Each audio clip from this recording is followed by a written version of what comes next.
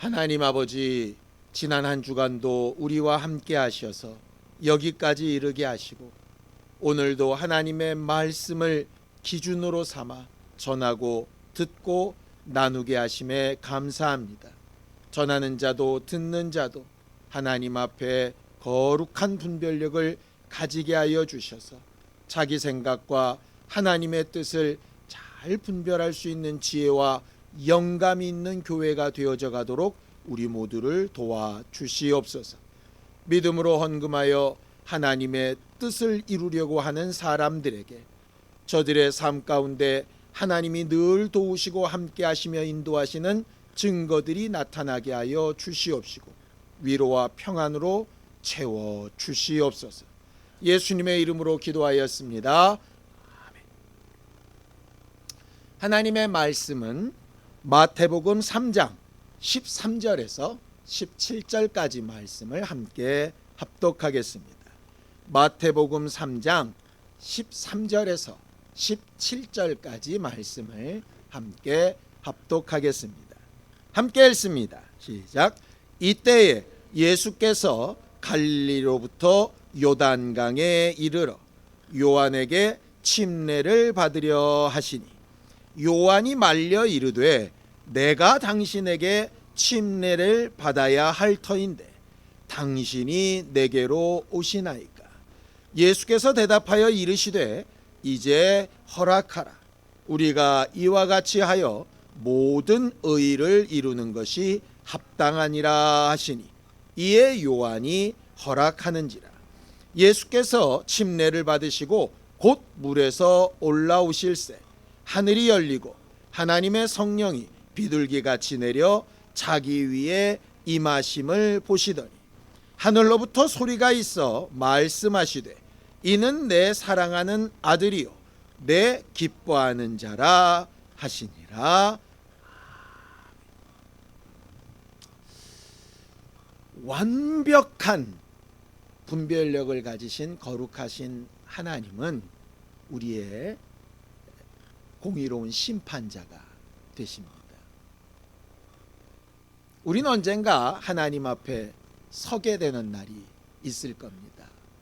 한번 죽는 것이 사람에게 정한 것이 분명하다면 하나님 앞에 서게 되는 그 심판의 날도 분명하다라고 성경은 말하고 있죠. 그런데 하나님은 심판을 하실 때 어제 지난주에 우리가 본 것처럼 분별을 하려면 기준이 있어야 되는 것처럼 어떤 기준을 가지고 판단하시지 않겠습니까? 그래서 성경은 하나님이 심판하시는 그 기준을 이렇게 설명을 합니다. 시편 89편 14절입니다. 함께 읽습니다. 시작. 의와 공의가 주의 보좌의 기초라. 인자함과 진실함이 주 앞에 있나이다. 이렇게 얘기합니다. 하나님이 심판하실 때 앉아 계신 그 보좌, 그 보좌라는 말 자체가 권위라고 하는 뜻이거든요. 그 권위가 어디서부터 나오느냐? 사실 법에서 나옵니다. 우리가 선거를 통해서 대통령을 뽑죠. 그러면 대통령은 권위와 권력을 가집니다. 뭐로부터 그게 보증이 되느냐? 법으로 보증이 되는 거예요. 법이 없으면 아무나 내가 대통령이 된다 그래서 누가 그걸 믿어주기나 하고 인정이나 합니까? 법이 그것을 증명하기 때문인 거죠.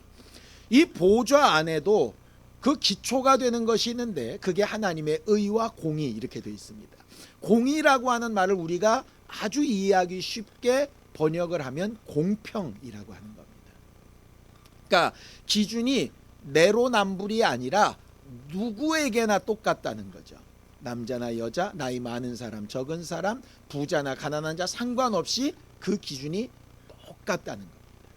그 기준의 내용을 두 가지로 구분해 봤더니 인자함과 진실함이에요. 그러니까 진실함이라는 얘기는 사실 그대로 판단한다라고 하는 뜻입니다. 인자함은 사실 안에서도 그 상황이나 정황을 감안해 준다. 뭐 이런 말이에요. 우리가 흔히 그러지 않습니까? 똑같이 도둑질을 했으면 똑같이 처벌을 받는 게 법상 맞습니다. 그렇죠? 그런데 간혹 정상 참작 뭐 이런 게 있잖아요. 그러니까 가진 게 많은데도 도둑질한 사람과 정말 자기 자식이 굶어 죽어가니까 도둑질한 사람은 조금의 차별을 둬요. 도둑질은 도둑질인데, 그러니까 하나님의 보좌의 안에는 그 두 가지 좀 상반된 것 같은 두 개가 함께 붙어 있다는 거죠. 인자함과 진실함. 그런데 그 인자함과 진실함 가운데 가장 기초적인 기준, 그러니까 의와 공평함 이렇게 있다면 그 중에 가장 공평한 그 내용, 가장 합법적인 내용이 뭐냐? 성경은 딱 이렇게 설명을 합니다. 마태복음 16장 27절입니다. 마태복음 16장 27절 함께 읽습니다. 시작. 인자가 아버지의 영광으로 그 천사들과 함께 오리니 그때에 각 사람이 행한 대로 갚으리라. 행한 대로 갚으리라. 성경을 쭉 읽어보면 구약 시대부터 요한계시록에 이르기까지 계속 반복되는 하나님의 기준은 뭐냐면 간단합니다. 행한 대로 갚으신다. 물론 여기에 여러분들이 이제 궁금증이 생길 겁니다. 이제 뒤에 은혜도 나오고 막 이렇게 나오니까, 그러니까 그건 좀 잠깐 접어놓고 우리가 머릿속에 분명하게 넣어둬야 될 하나님의 기준, 공의의 기준은 뭐냐? 행한 대로 갚는다. 여러분들이 이게 분명해야 하나님에 대한 오해가 없어요. 오해가. 간혹 이런 경우 있지요. 운전을 하는데 신호위반에 걸렸습니다. 근데 경찰이 나를 잡다가 딴 사람을 놓쳤어요. 그러면 이제 잡힌 내 입장에선 억울하죠. 그래서 저놈은 왜 안 잡냐고 이렇게 얘기를 합니다. 우리가 충분하게 느끼잖아요. 공평하지 않다는 거. 왜 나만 잡냐? 나만 그랬냐? 그런데 경찰이 얘기하는 말은 똑같습니다. 걔를 못 잡은 건 우리의 실수가 맞는데 네가 잡힌 건 네가 잘못해서 그런 거야. 저 사람의 잘못과 상관없이 너는 네가 잘못됐으니까 네가 책임지면 되는 거고 저 사람을 못 잡은 건 우리 책임이야. 이게 사실은 맞는 거죠. 그런데 괜히 억울한 거예요. 남들처럼 나도 안 잡힐 수 있는데 뭐 이런 거죠. 그러니까 자꾸 그런 게 이렇게 덮어쓰다 보니까 우리가 정확한 분별력이 흐트러지는 거예요. 예수 믿고 은혜 받고 하나님의 자녀고 제가 목사고 뭐 이러니까 이 정도는 뭐 이래가면서 막 대충 뭉개려고 하는 부분이 우리 안에 있는데 하나님의 판단하시는 보좌의 정확한 기준, 절대로 움직일 수 없는 기준은 뭐냐 하면 뭐한 대로 갚으신다고요? 행한 대로 갚으신다. 남이 어떻든 저떻든 다 접고 정확하게 하나님 앞에서 하나님은 내가 행한 대로 내게 갚으신다. 이게 하나님의 공의예요. 그 공의의 법칙을 절대로 잊어버리면 안 돼요. 아담 때로부터 지금까지 마찬가지입니다. 하나님께서 아담을 특별히 사랑하셔서 에덴 동산을 만드시고 거기에 모든 것을 다 해놓으셨어요. 그런데 아담이 하나님의 법을 어겨서 선악과를 따먹는 순간에 모든 걸 다 잃어버리죠. 억울하다. 그 한 입 먹었다고 모든 걸 다 뺐냐 말할 수 있지만 하나님은 분명히 얘기하시는 겁니다. 행한 대로 갚는다는 거죠. 그렇죠? 노아의 홍수 때도 마찬가지입니다. 하나님이 기껏 만들어 놓고 다 죄졌다고 그렇게 싹 다 멸살시키냐? 행한 대로 갚으시는 거예요. 아브라함이 사라랑 잘못된 선택을 하나 했습니다. 그래서 이삭이 오기 전에 이스마엘을 낳았어요. 그래가지고 지금까지도 어려움을 겪어요. 한 번 실수인데 오케이. 그러나 행한 대로 갚으시는 거예요. 하나님의 마음에 그렇게 합했다고 했던 다윗도 죄를 지은 다음에는 반드시 그 대가를 치릅니다. 마찬가지. 하나님의 공의는 절대로 변함이 없이 흘러가는데 행한 대로 갚으신다 라고 하는 겁니다. 자, 로마서 3장 10절에서 12절입니다. 함께 읽습니다. 시작. 기록된 바 의인은 없나니 하나도 없으며 깨닫는 자도 없고 하나님을 찾는 자도 없고 다 치우쳐 함께 무익하게 되고 선을 행하는 자는 없나니 하나도 없도다. 물론 의인이 아닌 죄인들 중에도 조금 더 나쁜 죄인, 조금 더 덜한 죄인 차이는 있을 수 있습니다. 마치 50보 100보처럼. 그러나 죄인인 건 다 똑같은 문제인 거죠. 어떤 사람은 99개 잘못했으니까 거기에 대한 책임을 질 거고, 난 딱 하나만 잘못했어도 내가 책임져야 될 부분이 분명히 생기는 겁니다. 근데 사람들은 자꾸 이걸 상대평가를 하려고 하는 거예요. 그래도 내가 쟤보다는 낫잖아? 좀 덜 더럽잖아? 이렇게 되는 거예요. 근데 하나님의 공의는 좀 덜 더러우니까 너는 괜찮고 넌 많이 더러우니까 나쁘고, 이게 아니라 너희들은 다 더럽다, 이렇게 되는 거죠. 모든 사람이 기준 미달인 거예요. 자, 그렇다면 이제 하나님의 심판이라는 것 자체가 사실은 어떻게 보면 필요가 없어요. 왜? 모든 사람이 다 기준 미달인데 뭔 필요가 있습니까? 그렇지 않아요? 하나님의 절대적인 기준이 있는데 그 절대적인 기준에 어느 누구도 미치질 못해요. 그러면 그런 심판 자리를 만들 필요가 없죠. 다 없애버려야죠. 그런데 아까 말씀드렸죠. 하나님의 보좌에 그렇게 진실이라고 하는 팩트도 있지만 뭐가 존재한다고요? 또 하나? 인자함이라고 하는 부분이 포함되는 거예요. 이거를 다 멸망시키려니까 이건 좀 문제가 있는 거죠. 그래서 어떻게 굳이 할 수 있는 방법이 없나? 라고 이제 고민하시는 겁니다. 그래서 하나님이 쓰신 방법이 바로 은혜라고 하는 거예요. 자, 디모데후서 1장 9절입니다.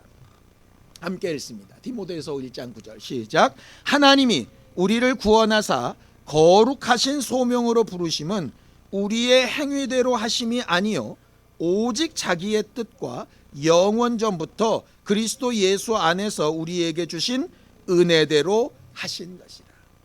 이 은혜라고 하는 건 선물, 대가 없이 주어지는 것이라고 하는 말이에요. 그런데 사람들이 이 은혜라는 말을 오해를 하더라고요. 어떤 오해를 하느냐? 은혜로 구원을 받았으니 뭐는 없어졌다? 행한 대로 갚으신다는 공의는 없어졌다라고 착각을 하더라고요, 사람들이. 근데 그렇지 않아요. 그래서 예수께서도 내가 율법을 폐하러 온 게 아니고 완전케 하러 왔다, 이렇게 하셨어요. 뭐냐? 행한 대로 갚는다는 기준만 있다 보니까 어느 누구도 기준에 맞지 않아서 다 탈락인 거예요. 그래서 이렇게 되면 문제가 심각한데 그럼 새롭게 할 수 있는 기준을 제시해서 다시 그 기준 안에서 행한 대로 갚는 걸 해야 되지 않나? 라고 하는 새로운 기준을 주신다라고 하는 말이 은혜라는 말이에요.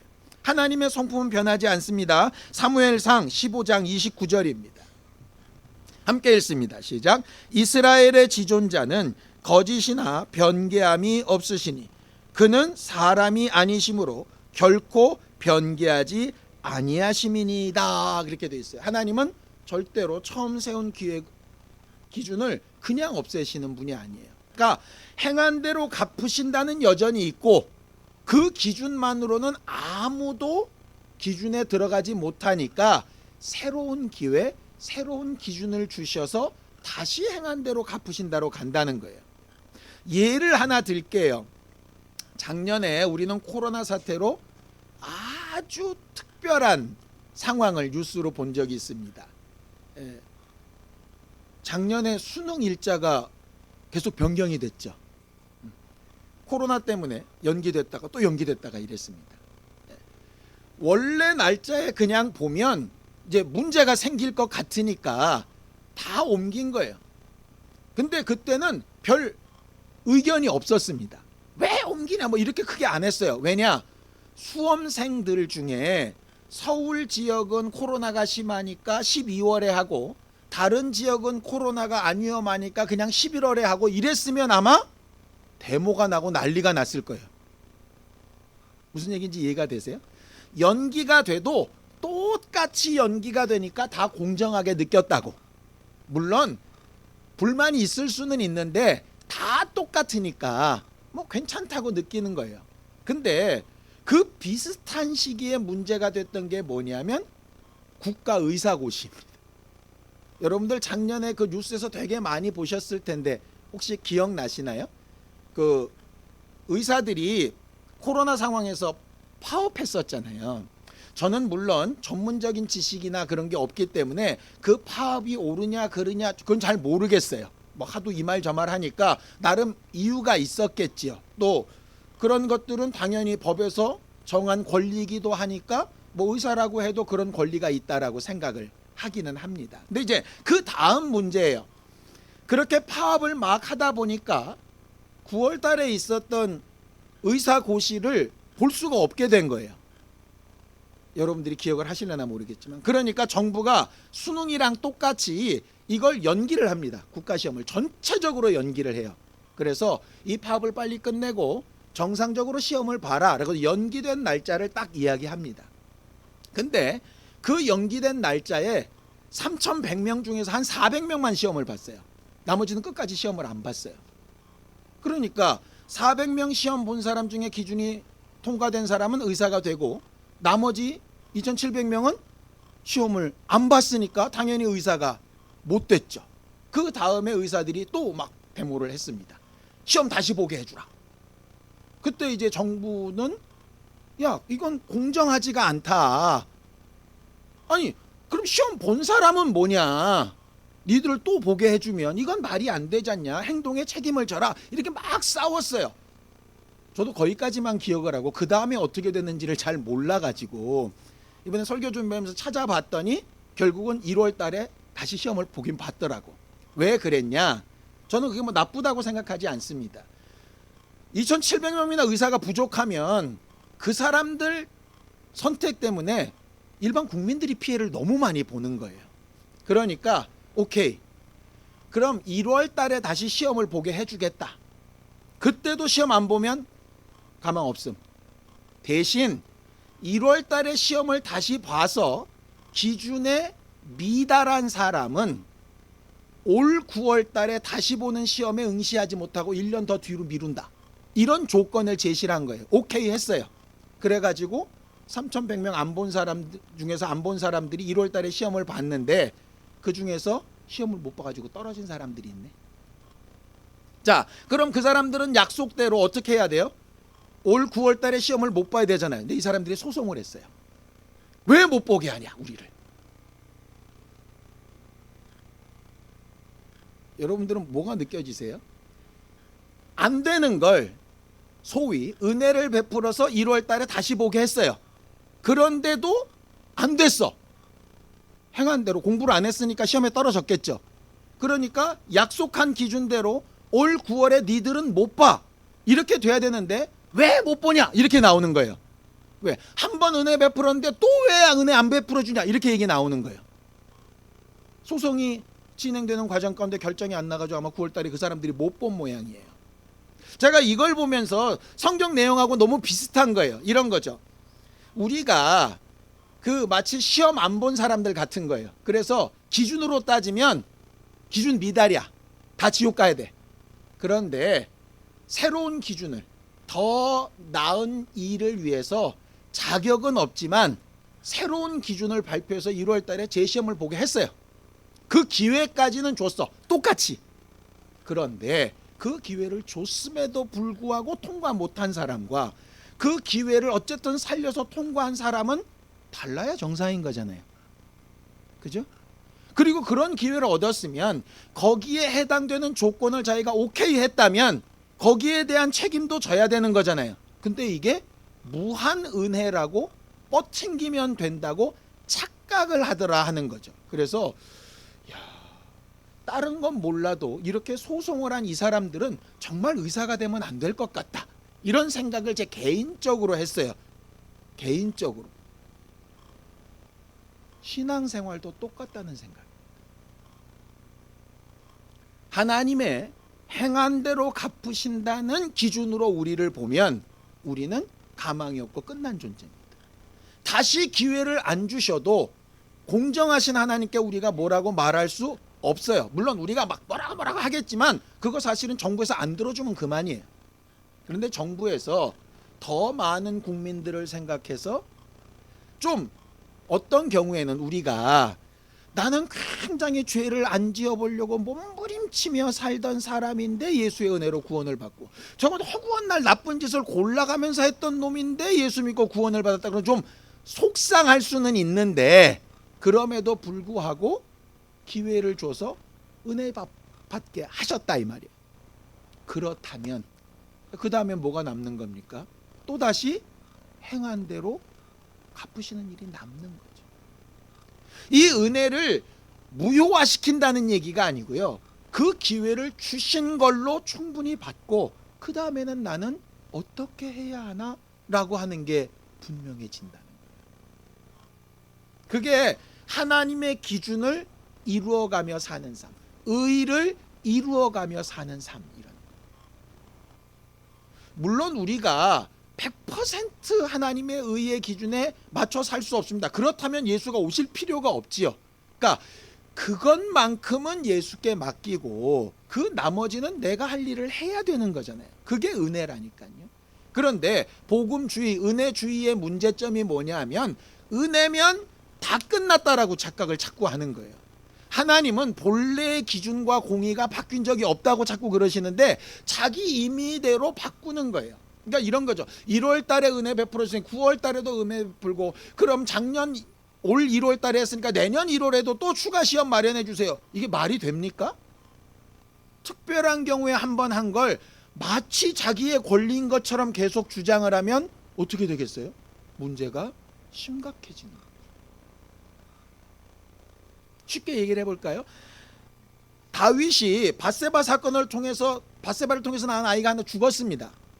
그 다음에 나온 솔로몬은 왕이 됐어요. 아, 이게 바람펴도 한 번 야단 맞고 나면 그 다음은 괜찮구나 라고 그 뒤로 계속 그렇게 살면 어떻게 되겠습니까?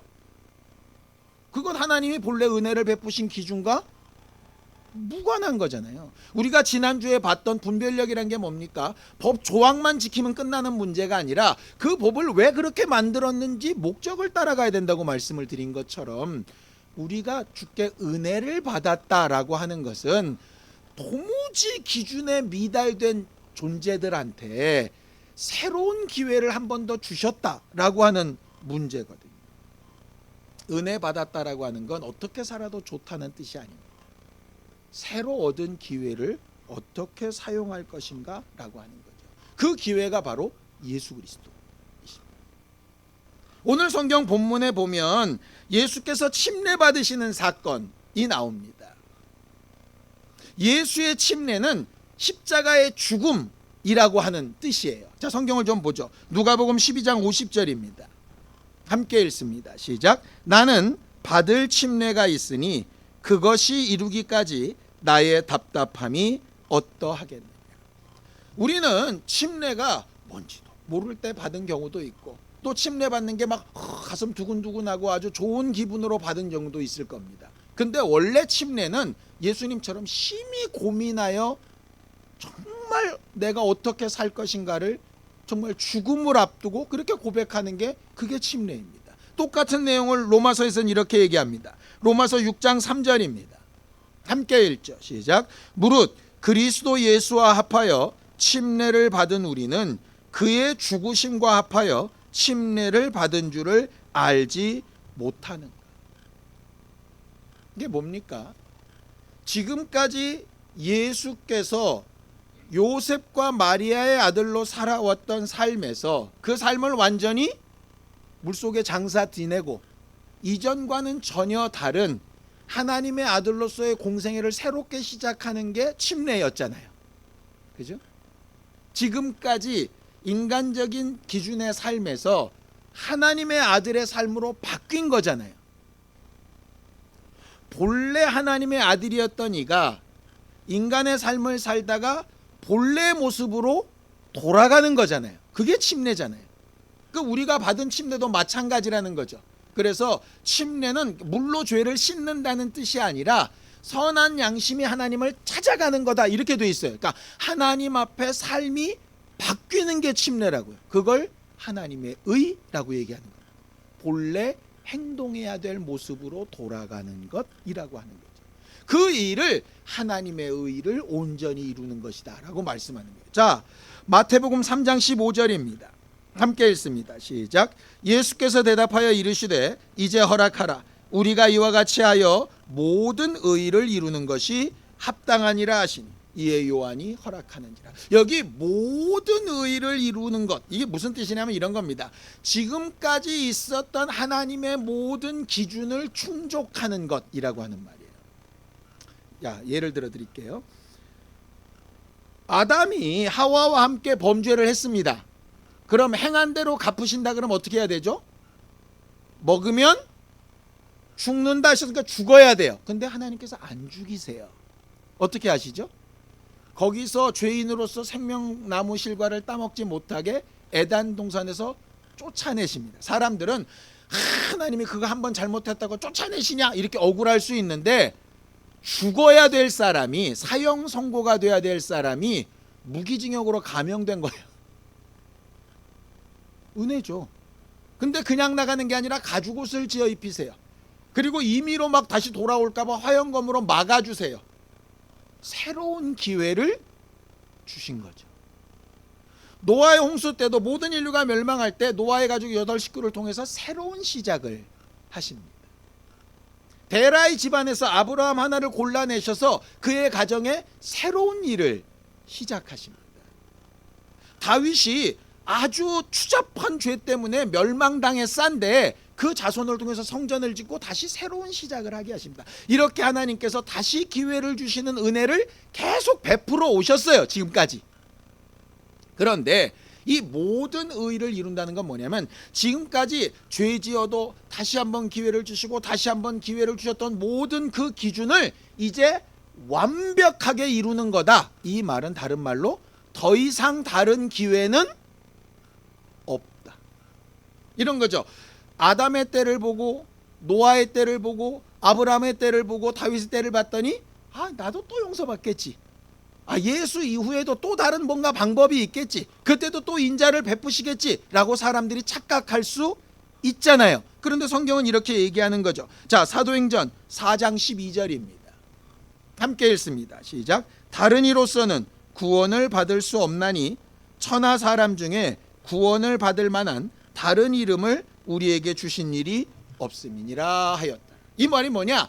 다음번 기회는 있다 없다? 없다. 예수가 마지막 기회. 아까 의사 국가고시 예를 드렸죠. 1월달 시험을 공포를 했는데 그날 개인적인 사고로 못 봤다고 칩시다. 그 사람이 또 얘기하는 거야. 9월에 있을 거 1월로 연기해 줬으니까 1월에 있는 거 5월에도 하나 더 만들어 주쇼.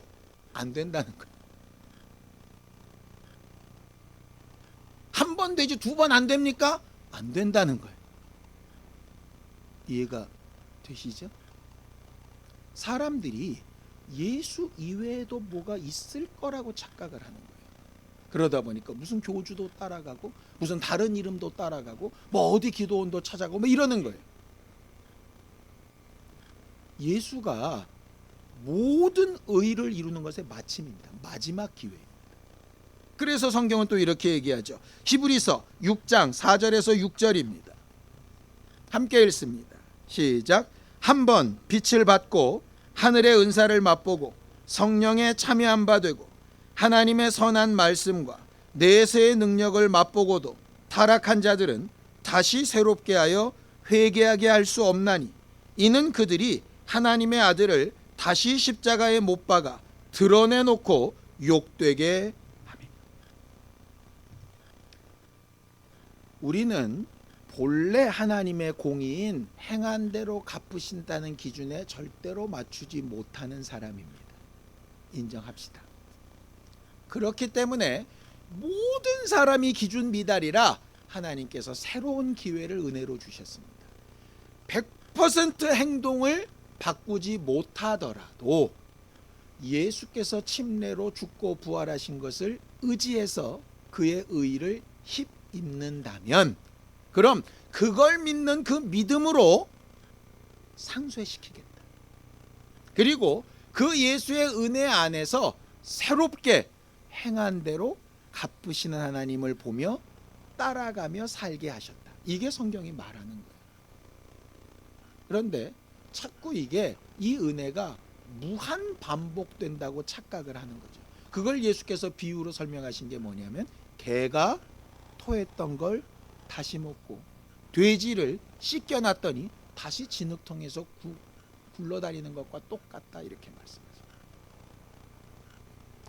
예수 믿었다고 물론 우리가 100% 의의 기준에 합당하게 살 수 있는 사람은 아닙니다. 그게 오늘 사건의 요지예요. 보세요. 100% 의를 이루신 분은 누구냐면 예수십니다. 우리 보고 예수가 되라고 하시면 할 말이 없어요. 우리는 불가능합니다. 근데 뭐는 될 수 있느냐? 침례 요한은 될 수 있어요. 침례 요한 뭐라 그러죠? 내가 죄인이고 당신이 의인이니까 내가 당신한테 받아야 되는데 내가 어떻게 당신한테 침례를 주며 당신이 의인이라고 내가 어떻게 선포합니까? 내가 무슨 자격이 있어서. 근데 예수 때문에 그 자격을 부여받은 거예요. 침례 요한이 죄인이라는 게 변했나요? 안 변했어요. 침례 요한이 하나님의 100% 기준에 합당하지 못한 사람이라는 게 변했나요? 하나도 안 변했어요. 여전히 죄인이고 여전히 부족한 사람 맞습니다. 그런데 예수님 때문에 그 순간에 의를 이루는 일에 동참한 사람이 됐어요. 그게 우리예요. 그게 우리. 100% 완벽하지는 못하지만 예수가 이루시는 의에 행한 대로 갚음을 받는 거죠. 그래서 칭찬을 받는 거예요. 그래서 여자가 낳은 사람 중에 침례 요한보다 큰 자가 없다, 이렇게 얘기하시는 거예요. 우리는 어떤 삶을 살아야 되느냐? 하나님의 의를 이루어가며 살아야 됩니다. 근데 예수님처럼 의를 이룰 수는 없어요. 그건 인정합시다. 요한이 자기를 인정한 것처럼 내가 침례받고 용서받아야 되는 사람인데 어떻게 그렇게 합니까? 이거 인정해야 됩니다. 거기다가 내가 은혜 받고 내가 목사고 내가 구원받아서 이렇게 얘기하면 바보입니다. 침례 요한처럼 나는 부족하고 자격이 없는 사람입니다. 이건 맞습니다. 그럼에도 불구하고 예수를 드러내고 예수가 하신 일을 나타내고 하나님이 예수를 인정하시는 것을 증거하고 전파하는 일에 행동했어요. 사용되었어요. 그것만큼은 행한 대로 갚으시는 일로 하나님의 복과 하나님의 상을 받게 되는 거죠. 그게 하나님의 의를 이루는 이 일이다 라고 말씀하십니다. 하나님께서 예수에게 내 기뻐하는 자고 내 사랑하는 아들이라고 선언을 하십니다. 왜 그러느냐? 하나님의 공의에 합당하게 행동하셨거든요. 우리도 마찬가지입니다. 연약하고 부족하고 하나님, 나는 도무지 할 수 없는 존재입니다. 그러나 새로 주신 예수라고 하는 기회에 합당하게 나는 이렇게도 행동하고 이렇게도 말하고 이렇게도 순종하며 살아보려고 하니 나를 도와달라고 하는 것이 우리들의 신앙생활의 모습이에요. 우리가 몇 주 전에 히스기야 얘기를 나눈 적이 있습니다. 울며 불며 몸부림쳐서 하나님으로부터 15년이라고 하는 기회를 얻었습니다. 그렇죠? 은혜입니다. 그런데 그 15년의 기간 동안 히스기야가 어떻게 살아도 하나님은 복 있는 사람이다, 이렇게 말씀하시나요? 그렇지 않아요. 그 15년 동안 자기 아들을 어떻게 키우느냐에 따라서 최악의 왕을 만들 수도 있고 자기를 닮은 은혜 받은 왕을 만들 수도 있었어요. 그런데 주신 기회를 어그러뜨렸죠. 인간적인 입장에서 보면 차라리 15년 연장 안 되고 죽었으면 더 나았을 뻔했다라고 생각이 들 만큼 기회를 잘못 사용했죠. 예수의 은혜를 받고 구원을 받았다는 사람들 중에 그런 사람이 없으리라고 어떻게 확신하십니까? 나는 구원받았으니 적어도 과연 어떻게 그렇게 확신하십니까? 예수의 은혜를 받은 거 굉장히 중요한 문제이고 내가 구원받았다라고 인정하고 그것을 고백하는 거 굉장히 중요한 문제입니다. 거기에 덧붙여서 하나님의 의, 행한 대로 갚으시는 그 공의에 합당하게 행동하는 것도 당연히 해야 될 부분입니다. 그렇지 못했을 때 낙심하고 실망하고 괴로워하자는 뜻 아닙니다. 남보다 내가 좀 더 나으니 남을 막 비난하고 손가락질하자는 뜻도 아닙니다. 남보다 못하니까 난 안 될 거야 이렇게 쭈그리자는 얘기도 아닙니다. 내 자신은 침례 요한처럼 그냥 인정하고 주신 기회를 인정하되 뭐 해야 된다고요? 하나님의 공의는 행한 대로 갚으시고, 기도한 대로 응답하시고요, 순종한 대로 복을 주시고요, 말씀대로 행한 대로 보충하시고, 반대의 경우도 마찬가지겠죠. 그러니 그 부분을 빨리 회개해서 그 부분을 상쇄시키는 게 필요합니다. 하나님의 의를 이루는 삶이 바로 이 부분이에요. 은혜는 일방적으로 주어진 기회이니까 그게 내 자격이라고 자꾸 착각하지 마시고요, 내가 하나님 앞에 잃어버리지 말아야 될 가장 중요한 공의는 뭐다? 행한 대로 갚으신다. 오늘 우리의 예배도 행한 대로 받으실 테고요, 이번 한 주간 우리가 하나님의 말씀대로 순종하며 행한 대로 인정하실 겁니다. 말씀에서 어그러진 만큼 또 갚으실 일이 있을 거예요. 은혜로 베푸신 것과 또 하나님께서 공의로 세우신 것을 잘 알고 제대로 선택하는 분별력 있는 우리 모두가 되었으면 참 좋겠습니다. 언젠가 우리가 주님 앞에 서게 되는 그날에 행한 대로 갚으시겠다 하시는 그 하나님의 말씀 앞에 적어도 슬피 울며 이를 가는 사람은 없었으면 좋겠습니다.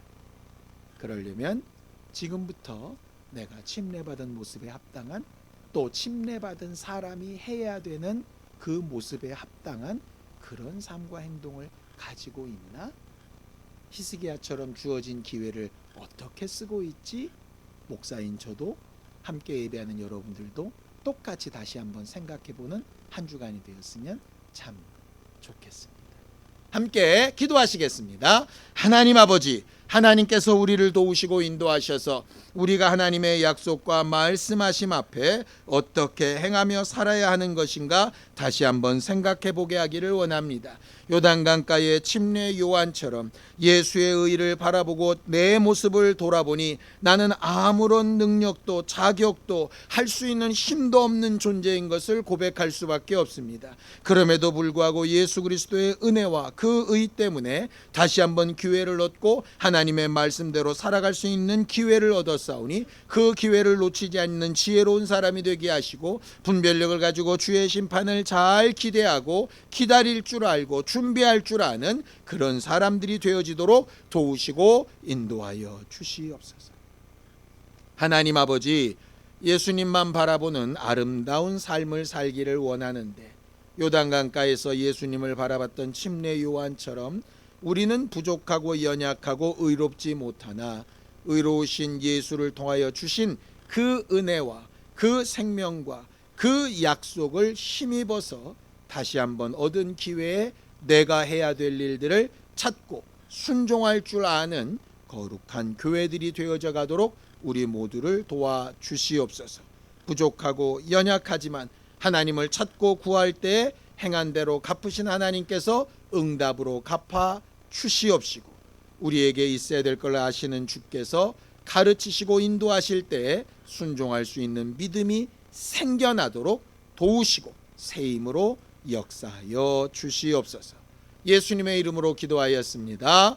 아멘.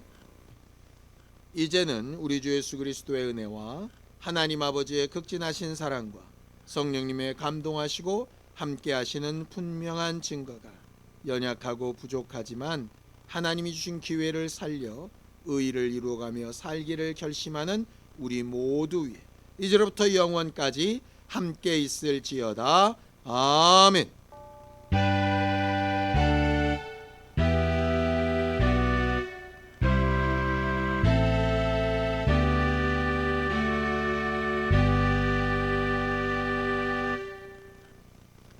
이번 한 주간도 하나님의 의를 이루어가며 살아가는 우리 모두가 되기를 바랍니다. 감사합니다. 수고하셨습니다.